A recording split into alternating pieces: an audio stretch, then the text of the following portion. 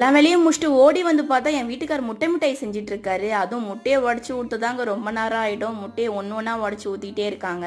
இதுல எத்தனை முட்டை போட்டிருப்போம்னு சொல்லிட்டு கவுண்ட் பண்ணி எனக்கு கமெண்ட்ல சொல்லுங்க. எத்தனை பேர் கரெக்ட்டா சொல்றாங்கன்னு பார்க்கலாம். இது வந்து ஒரு 10 கிலோ கிட்ட வந்து நமக்கு முட்டை மிட்டாய் வரும். இது எல்லாமே இன்னைக்கு நைட்டே வந்து செஞ்சு முடிக்க போறோம். இன்னைக்கு நைட்டு செஞ்சா நாளைக்கு காலையில அத பீஸ் போட பார்த்து நல்லா நெய்யில முட்டை கோவெல்லாம் ஊறி நல்லா வாசனை சூப்பரா இருக்கும். முட்டையோட ஓடு தாங்க நிறைய இருக்கும். எவ்வளவு ஓடு இருக்கு நீங்களே பாருங்களேன். இதை வச்சு கிராஃப்ட் ஐட்டம்லாம் செய்யலாம் தான். எங்க நேரம் இருக்கு. எனக்கு இந்த முட்டை மிட்டாய் ஆர்டர் தம்மாட ஆர்டர் முடிக்கவே கரெக்டா இருக்குது. சின்ன வயசுலலாம் இந்த கிராஃப்ட் ஐட்டம்ல அவ்வளோ ஆர்வமா இருப்பேன். படிக்கிறனோ இல்லையோ இந்த கிராஃப்ட் செய்யறதுல அவ்வளோ ஆர்வமா இருக்கும். ஆனா இப்பெல்லாம் பேக்கிங் தாங்க.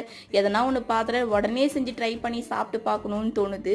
முட்டை மிட்டாய் எவ்வளோ சூப்பரா பார்க்கறதுக்கு எப்படி இருக்குன்னு பாருங்க. பார்க்கறதுக்கு மட்டும் இல்லைங்க, அதை பீஸ் போடப்ப அது அவ்வளோ வாசனையா இருக்கும். நீங்க நான் சேல் பண்ற முட்டை மிட்டாய் டேஸ்ட் பண்ணிருக்கீங்களான்னு சொல்லிட்டு எனக்கு கமெண்ட்ல வந்து சொல்லுங்க. இதுவுமே நம்மளோட சேனல் தான், ஜெய்னூல் ரெசிபிஸ், ஜெய்னூல் பிளாகர்ஸ்.